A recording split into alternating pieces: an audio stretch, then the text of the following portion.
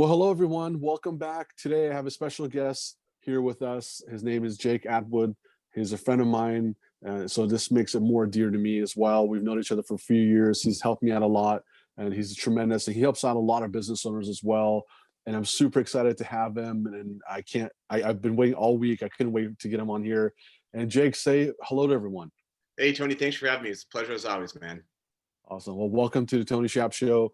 Here we would just want to kind of talk about who you are, Mhm. a little bit more about your personality, where you've been, where you are today, and where you're going to go, not only business, but personal, but more on the business side, obviously.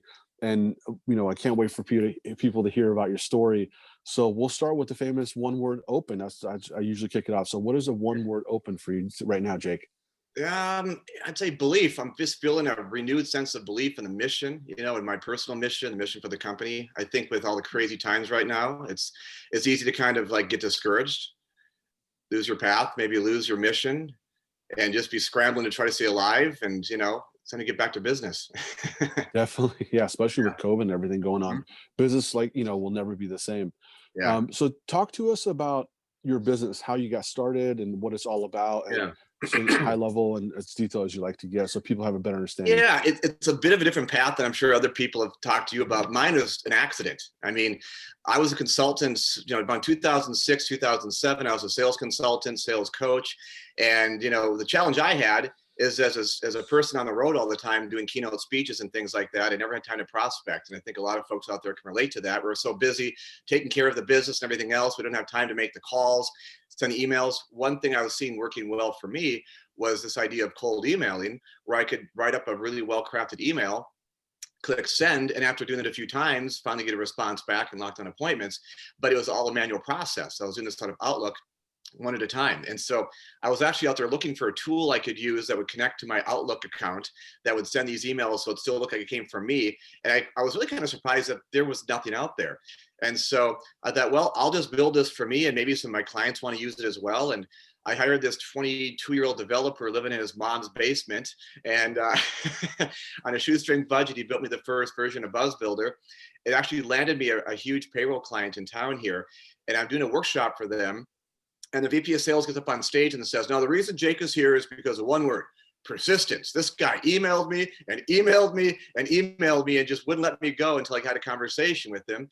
And of course, I get up on stage and I say, "Well, thanks for that kind introduction, but I've got a confession to make. That wasn't me. It was actually this tool I built that did all the emailing, and I'm in love with it."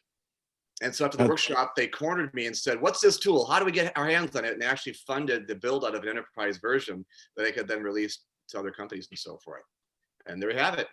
So that's pretty cool. yeah, it Who's was your kind of typical? a fun ride. Yeah, it is. I love that Yeah. story. I know the first time I heard it, I was like, wow, why not? If you have to, it's kind of like along the lines of, if you have to build it, get it, do it yourself, so to speak, Mhm. right?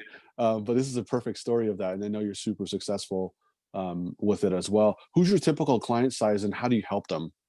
So we really built this for small businesses in mind. My very first client was a big company, but what I found in most of my small clients, they didn't have this like team of marketing people and this team of lead generation people helping generate leads to the sales team. The sales reps, the 2 or 3 reps sometimes that there were in this small company, they wore a lot of hats. They were the marketer and the lead gen person, and they were running the appointments that they set them. So, that's a challenge when you have to tackle so many different sales tasks to be able to just generate leads. That's usually the hardest part for most of us. Most of us would admit that we're pretty good at building relationships as a salesperson and good at closing deals. We just don't have enough at bats.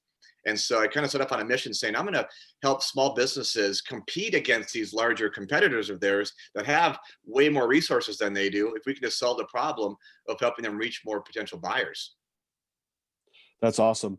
And along those lines, I wanted to ask you a little bit more about, when we talk about COA, cost of Hmm. acquisition, PPC is super high. There's content marketing. Hmm. There's there's email marketing in terms of email newsletter or sponsorship. And we all Yeah. know these things that exist, but I'd love to hear what do you think it stands if the highest, generally speaking, PPC is the highest cost of acquisition for Right. most businesses, right? So Yeah. tell me how your Buzz Builder helps, with that, where it stacks in terms of cold emailing and Yeah, stuff. and And I've tried PPC, and it's valid, but you need a big budget, which most small companies like ourselves don't have deep pockets to afford. And I've done SEO, which again, a lot of our clients don't have the kind of budgets and website traffic to really generate a lot of web leads.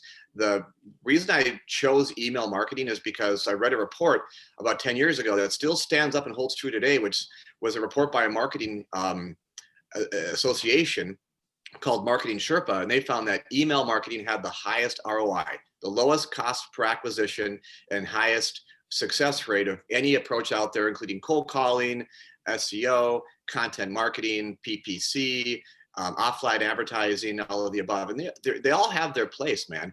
But I found that if you're a small business, you can only choose to do like one or two things, then an email campaign should have a place there for you. In most cases, it's not appropriate for everybody, but in most situations, it's going to give you the best success rate for the lowest marketing budget. That's awesome. Thanks for sharing your insight on that, because I know time and time again, I just recently saw an article in Business Insider about email, along the lines of what BuzzBuilder does. And over the years, I've always heard it's the best ROI. And so that's really great. Let's talk about your recent wins. I would love to have our listeners know a little insight into your world in terms of a recent win you've had and what you learned from it. That would be great if you could share that with us. It's kind of fun because the more recent wins we've had have been, in a lot of cases, smaller wins. Average deal size is less than $10,000 a year. So, we go more in volume. But what we did is we actually we kind of pivoted and we repackaged our service. So we're not here just to offer the software to most clients, and then they have to figure out how they want to use it and figure out the messaging and figure out the process and we're going to find the contacts to source to email. We created basically a marketing kit in a box. We basically built a team that you have access to. And so that's been our most recent wins.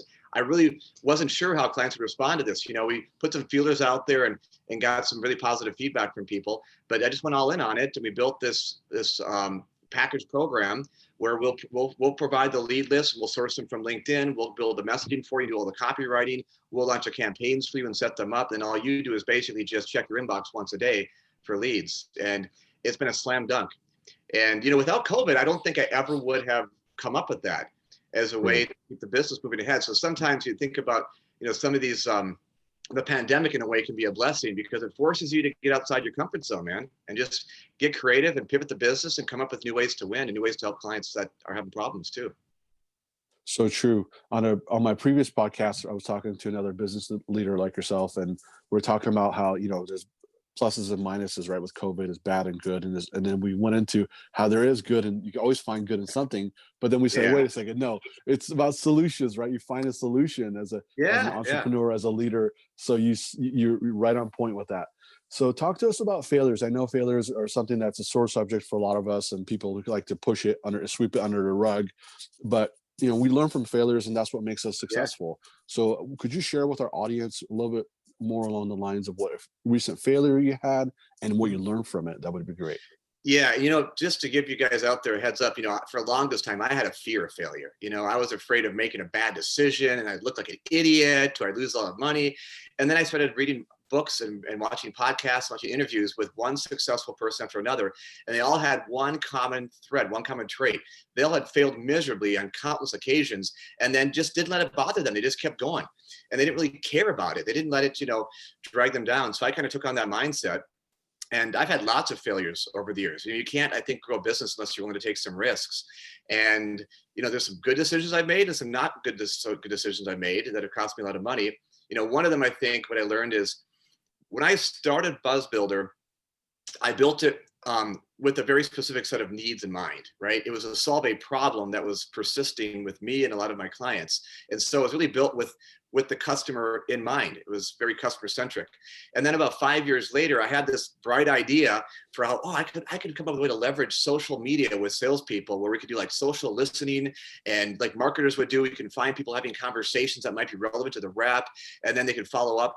And I didn't do any of the foundational stuff. I didn't go and talk to people about whether they think this would solve a problem for them. I didn't even think about whether sales reps have a problem managing social media. It turns out they didn't because they weren't even doing it. So I spent like $75,000 building out this product and it was a total bomb.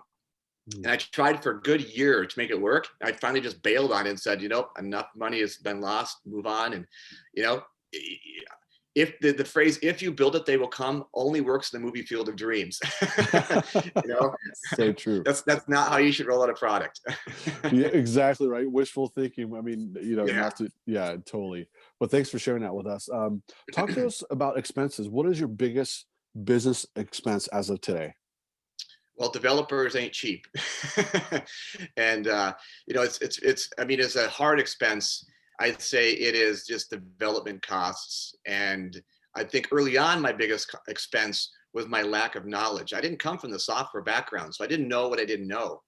And what I should have done is enlisted some experts, like team up with a CIO or CTO and say, hey, I want to build a software app, let's partner up on this here. That I think is my biggest regret, is that I tried to go it solo for too long. And I made a lot of mistakes that probably cost me a lot of development time and money along the way. Got it. And time to market, Got it. Yeah. Talk to me about, or let us know about your online, your most favorite online, what is your favorite online business tool? Well, of course, BuzzBuilder. Aside from that bias, there's a lot of tools. We're really into the leveraging technology in our company to automate things and drive sales. There's obviously, I'm using LinkedIn a ton. We do data mining. I love finding people on LinkedIn to connect with. We do a lot of partner outreach. So I built a partner channel all through LinkedIn, just reaching out to fellow consultants and tech companies about partnering up and starting the conversation. Beyond that, we use a tool called Smart Sheets, which is a really great project management tool for organizing lots of tasks. There's a tool that I've been using for years that I kind of got away from for a while for some bizarre reason, but I've been using it more recently, and it's called Crystal Knows. So it's CRYSTAL, like the name Crystal. And basically, imagine if you're going to meet with the prospect you don't know. It'd be nice to have a kind of understanding about what's their personality profile, how do I talk to this person? And so they've got an AI tool that goes out basically and looks at all their social media profiles and posts, and it figures out, based on this algorithm, what kind of personality they are. Are they talkative and want lots of information, or are they really decisive and to the point, and you better get to the point yourself or you're going to lose them? And so it really helps me prepare for my discovery calls and conversations with new prospects and clients. Thanks for sharing those two, Yeah. both those tools with us. That's awesome. Yeah. Let's go into acquisition channels. So what's been the best channel for you to acquire high value clients? It's really been multi-channel. I found there's you don't want to bank on any one channel by itself, right? Like, for example, a lot of folks will cold call, and I'll be the first to say cold calling, contrary to belief, is not dead, but it has, of course, gotten harder. And if you're only cold calling, you're going to have really limited success. Just like if you only cold email, even though I got a big bias for cold emailing, you're going to have limited success. So what we see the most success with is we'll connect with them on LinkedIn. We'll grab their email address. We'll send them a cold email campaign. When they start to engage with our emails, we start making follow-up phone calls. At the same time, we'll take those folks that we've been emailing, we'll load them into a Google and LinkedIn retargeting campaign. And people don't realize that Google and LinkedIn are willing and able to actually target a specific list of people on the list that also have a LinkedIn account or a Google account. So now at the same time, they're getting calls from us and getting emails from us. They're seeing our ads pop up all over social media, on their iPhone while they're playing Candy Crush, you name it. And we've attacked them from all these different angles, and it makes us look bigger than we really are on a really shoestring budget. But that's what it takes to get people's attention these days, is multi-channel. Great. That's a really good gem that you shared with us. Now, here's the reverse question. So if you're in my shoes, what's one question that I should be asking you, Jake, that I haven't not asked? Well, I see a lot of books on that bookshelf behind you, and I'm an avid reader myself. My philosophy I learned from a guy named Jim Rohn, who was like a business philosopher that passed away a few years ago. He said, the books you don't read won't help you. And so I'm an avid reader. So I might ask me, if I'm in your shoes, what's the latest book you're reading? Which would be the latest book I just started reading. I'm only a few pages in, but it's called The Trillion Dollar Coach by Bill Campbell. And I guess Bill was like a former football coach, and then he was a coach to all these big mucky mucks like Steve Jobs and Bezos and all those guys. No way. Are you serious? Got that book? Yeah. Yeah, I'm just by the way, this is not a green I'm loving it. And he's just a big fan in Look, in your ability to help people. He's like, just put yourself in a position to help other people, Totally. Yeah. what a coincidence, you know. That's awesome, man. People always DM me and they're like, is that a green screen? I'm like, no, it's a real, it's real. So, but yeah, that's what a coincidence. We both read the same book. That That's is great. awesome. Yeah. What a super, yeah. That, okay, cool. Thanks for everything so far. As we're coming to an end, it's kind of sad, but but it is what it is. Time, like we talked about in the beginning, time economy and your result versus results economy. So as we're coming to a close, let our listeners know how they could connect with you, about your website, and if they have any questions, Yeah. more about you and BuzzBuilder and anything that you talked about on the show, how they can reach out to you. Like I said, I'm a big LinkedIn user, so feel free to hit me up on LinkedIn. It's LinkedIn/Jake Atwood. You can also go to my website and contact us there if you want to set up a demo, see the tool. I've also got a lot of free content, free articles, and free tutorials. A lot of free email templates you can download that'll show you exactly how to craft a message that really gets people's attention. It's all on the website, buzzbuilderpro.com, and I invite you to check it out. Awesome. Thanks for letting our listeners know. I think they'll get a lot of value out of it. And here we're at the end. What's your one-word close before we sign off? Well, it's my motto in life: persist. Don't give up. You might find times are still tough right now. They're going to get even crazier, guys, over the winter time. That's just the way it is. So, keep your eye on the ball, and it could be that just making one more call, sending one more email, and I think the fact is a lot of us are failing just because we give up way too early, unfortunately. Wow. Jake, Yeah. thank you very much. I appreciate you sharing your story, more about BuzzBuilder, yourself, and how you started it, and your gems that you use, how you run your business and your philosophy, and the tools you shared. So we're greatly honored to have you on the show, and hopefully we'll have you back soon. Well, I'm honored. Thanks again for having me. I'm sure I'll talk to you real soon here, All right. Tony. Thanks, guys. Thanks, Jake. See ya. Till next time. Bye.